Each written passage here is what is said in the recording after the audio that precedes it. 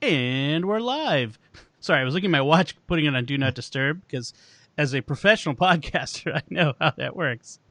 You're listening to Let's Talk, the SQPN community podcast. I'm Dom Bettinelli, and today I'm joined by Andrew Hermiz. Hi, Andrew. Good morning, Dom. And Thomas Sanjurjo. Hi, Thomas. Hi, Dom. How's it going? Very well. As a reminder, this is a special short-form podcast we're doing on a short-term basis that will go on as long as we're all locked down and stuck in our homes. And our goal here is to provide a little light, a little levity, and some ideas for how to spend your time while we're all doing this. And most of all, we want to stay connected to you all, our community, our audience, our listeners. And hopefully you all can join in with us. And we'd love to get your comments live in the chat room if you are watching there. And otherwise, even after the fact. And I'll give you some contact information on that at the end. You can catch us live on Facebook Live each weekday at 10:30 Eastern, 7:30 Pacific. That's mornings, if you're listening to this later. And then we'll post it in the Let's Talk podcast audio feed and the SQPN YouTube channel as a video. So, guys, today's an important day. It's a big day in the Catholic circles, but also in a literary Catholic circle. I was going to say, they kind of overlap with that one, right? They do. Today is March 25th. It's the Feast of the Annunciation, or as I like to call it, the Feast of the Incarnation, because this is the day when Jesus took on human flesh in his mother's womb. So it's kind of weird to celebrate it this year under these circumstances, but it's a nice time to kind of celebrate something positive and happy in the midst of the great Lent. Right. So how do you guys celebrate the feast days during Lent with your family in any particular way? How about you, Thomas? We typically try and have some kind of fancy meal. So it's, because you're doing all of the Lenten observations and things like that. So we try and have a little bit more fancy meal than we would normally have, especially if it falls on a weekday like this where it's not really a Sunday. So there's, we try and do nice meals every Sunday too, just to celebrate the feast of every Sunday during Lent as well. That's a good idea. How about you, Andrew? Anything special? If it's during Lent, during the week, like Thomas mentioned, usually we'll if we'll break some sort of fast that we're doing if it has to do with food and, have something special. And I think now that we have a daughter, she's 1.5, so she still doesn't really wouldn't understand, anything. But we are trying to, pray more with her as a family, as she's, day and day, understanding more of what it means to be a child of God. It's so great because when they're this young and you start them this young, the traditions that it just becomes part of their life as they grow older, and it's one of the things I'm very glad we were able to do with our kids is to start these traditions right from the beginning. Andrew, so you're Chaldean Catholic. Do you guys do the Lenten fast differently? Like I know some Eastern Rite Catholics do a more rigorous fast than us Latins do. What's different for Chaldeans? It is a little different in the Chaldean Rite. It's not quite as rigorous or intense as, let's say, the Byzantine Rite. I mean, we don't really have any of the rules of like one small meal or anything like that. Our rules are basically, for special days like the first day of Lent. We don't have Ash Wednesday. We just start on that Monday before and. For Holy Thursday, any sort of special day like that, our great fast would be fasting until noon. So eating nothing until noon, and then abstaining from meat and dairy. Okay. Wow. Yeah, and then on normal days of fasting, like on Fridays and whatnot, we just abstain from meat. Okay. Interesting. Yeah. All right. Yeah, it's interesting to see the different fasting rules that are in place in different traditions. It's kind of neat. So I also mentioned that today is also a Catholic Literary Day. It's Tolkien Day. Thomas, so you're a Lord of the Rings fan, right? I am a Lord of the Rings fan, yeah. So you know what today is, right? Oh, yes. It's the anniversary of, on March 25th in the Lord of the Rings. It's the day that Frodo destroyed the ring. Well, no spoilers, by the way, in case you haven't read an 80-year-old book. But it's the day that the Ring of Power was destroyed in Mount Doom, and it's kind of interesting. I think I read that Tolkien picked today specifically that he wrote about that. Have you either heard of that? Yes, yeah. He picked today because it was the day that the day of the incarnation was the opposite of the day of the destruction of evil, in the sense of the incarnation of evil into the ring. Oh, okay, interesting. Yeah, it's so cool. Nice. He imbued his Catholic faith in his work in such subtle ways, and I just love that. There's other dates in the Lord of the Rings because he tracked it out. He didn't leave anything to chance. He knew the timeline and other days that were significant events occurring on significant days in the calendar. So that's kind of cool. And I find it so funny too because he always had those discussions with C.S. Lewis about the story being more important than the allegory. But he was so many levels deep on his story that right. he had the allegory all set up with all of the dates and everything that happened and the consecutive nature of everything. I think what he didn't like was the shallow allegory, yes. That clearly Saruman is Hitler. You're like, no, right. It's not that shallow. I mean, it's evil, but it's not that shallow. Right. So very cool. So I did want to mention, actually, with Thomas on the show, that I wanted to mention that he and I are also on another podcast called The Secrets of Technology. And I want to encourage everyone to check it out. It's sqpn.com/technology. It comes out once a week, and usually on Thursdays. And it's a combination a bit of like practical advice regarding our individual use of technology, as well as some discussions of the bigger issues that we should be aware of with technology. So Thomas is going to be on with me on this week along with Jack Barazini, and we're going to be talking about some stuff. I've changed. I don't know if you noticed that, Thomas. I changed up the outline. Yeah, I like it. I think it's good because talking about some of the things that are going on right now, but in a foible-y kind of sense. I like that take on it. Yeah, it's going to be a little lighter. I'll give folks a little hint. It's going to include information about using Zoom appropriately when you're working remotely and inappropriately. So that'll be fun. So one of the things I've been doing, guys, is I've been every day. I have a lot of like fun, cool T-shirts, and so every day I've been doing Dom's T-shirt of the day. So I wanted to share today's shirt is gonna be in the shot. It looks a little. It looks stained in the light. It's aliens. Yes, it's so for those who aren't watching, it's Wayland Yutani Corp building a better world. It's a corporate logo for the company in the movie franchise Aliens, the one that is a horrible evil corporation. So no, they're not that bad. They're not really, that right? bad. They just had people impregnated by aliens involuntarily. So yeah. All in the name of science. Right? All yes, anything for science. Those xenomorphs look friendly. yes. So they just want to get close and snuggle up with you, give you big face hugs. So let's move on. We talk a little bit about some ideas we have for ways to spend our time. That if we have, I don't know about you guys, but I don't have that much extra time. But I still, want to share with folks some good ideas for spending some time. And Andrew, let's let you go first. And what do you have for recommendation for things people can watch, do, or whatever at this time? Yeah, my recommendation for today is a movie called The Social Network, a movie that came out in 2010.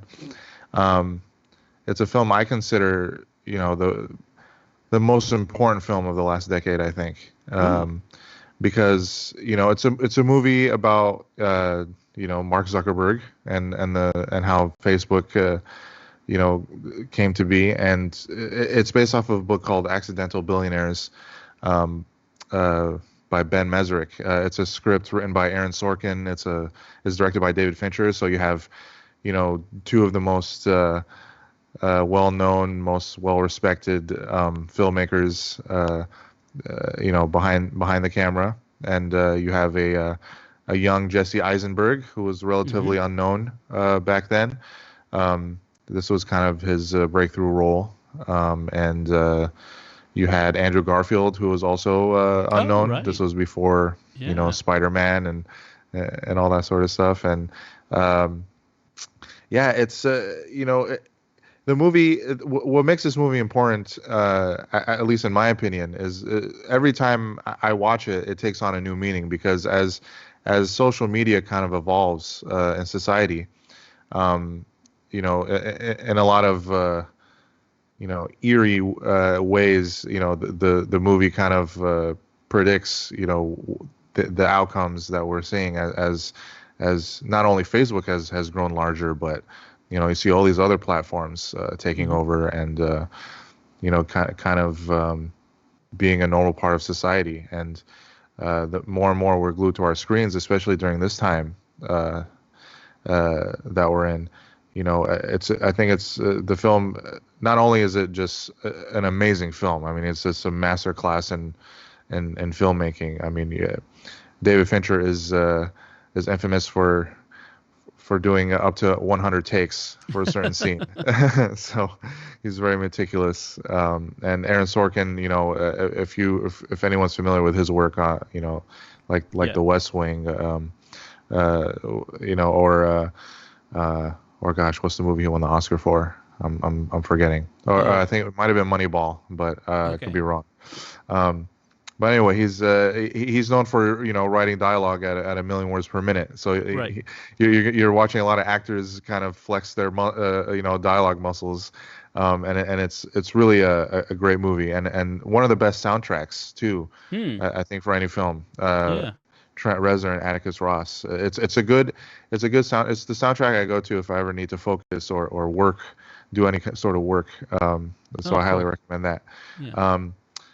But again, at the time, the book was controversial because there were a lot of books being written about Mark Zuckerberg, because this is the time when Facebook kind of was taking over the world, and Mark had a lot of issues with the book. But Aaron Sorkin chose the book because, according to him, he did his research and he knew the right people, and he felt that this was, obviously with dramatizations, this was the closest story. So basically you have, Facebook, the inspiration for Facebook was, Mark Zuckerberg getting dumped by a girl. And, if you want to understand Facebook, look at its roots.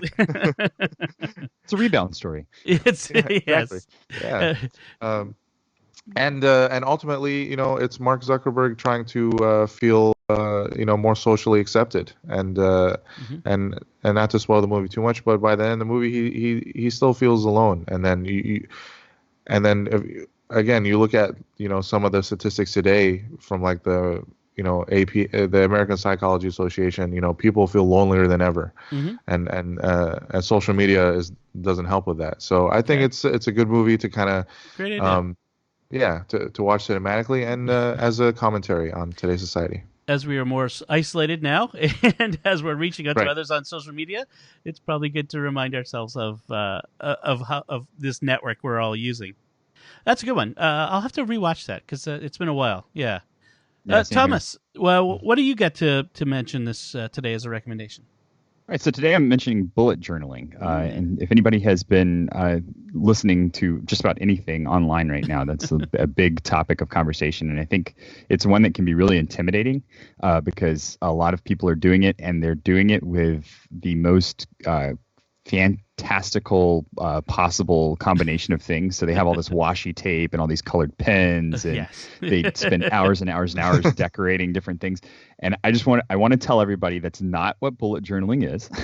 and it is if that's what you want it to be. And that's the great thing about bullet journaling, is that it's free form and it's not dependent on someone else's way of doing things. And I have to say that I started it personally by watching the person who created the system Ryder Carroll, his amazing kind of introduction to bullet journaling. It's like 5 minutes long. It's on the bullet journaling website. He's got a great book out now about it. And basically for him, it was just a way to stay organized. And if you're like me, buying a calendar that someone has made is the most horrible thing you can do, because you watch things go blank and then you get demoralized. So you'll fill in stuff for like a week, and then you'll skip a week, and then you get demoralized because there's a blank week, and you don't want to go back and do it anymore because now there's empty spaces. And so if you're like me, that's the situation you're in.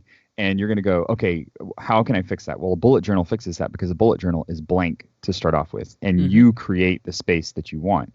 And so if you miss a week, it doesn't appear. It's just a week that you missed. And so you just pick back up from where you start over again. Yeah. And it's great because you don't feel like you're missing out on anything. Everything's nice and organized. And as you go along further and further, you'll develop your own style to it. So I had someone comment on it the other day when I pulled it out in a meeting. I do little doodles in the corner when I first start, because I have to write the page numbers. Well, I write the page number, and then I do a little box around it in a little Art Deco style kind of banner. It takes me 2 seconds to do. And they're like, oh, wow, that's really fancy. Sitting beside me. I'm like, I didn't really think it was that fancy, but okay, I'll take it. And so you can see how people can get into the space where they, start doing the watercolors for the covers of the months and all of this kind of stuff. And if that's your thing, that's awesome. Go for it. Or but there's so many places online to look for tips and tricks and ways to kind of improve your use of the bullet journal. And it's a space that you get to make entirely your own. And so if you want it to be all about anime this month, you can. And then next month it could be about Renaissance artists. And then the next month it could be about Catholic saints. And it doesn't matter. The theming doesn't matter. It's up to you. Yeah. It's interesting because I see a lot of people. I use Day One a lot, which is an app, journaling app. But there's something about the act of writing, not typing, but writing that it feels a little more, I don't know, intentional. So that when I take notes now, I use, even though it's still digital, I use my iPad with pencil, the Apple Pencil, but I write. That's what I use. Yeah, I use an app called That's Good exactly Notes. what I do. Yeah. I think the writing helps me remember, even if it's I don't like the paper. For one thing, I'm a lefty, which is the whole lefty problem of the ink. Right. Of your hand. You have to do the Da Vinci thing, like write backwards. He held a mirror and wrote all this stuff backwards. It twists my arm around. Yeah. But yeah, that's a great one. I like that. I used to use a Franklin day planner back in the day, and you're right, it was so demoralizing. Like, you pay a lot of money for it, the refills and all that stuff like that, and then you're like, well, that's all wasted paper. Just I missed a week.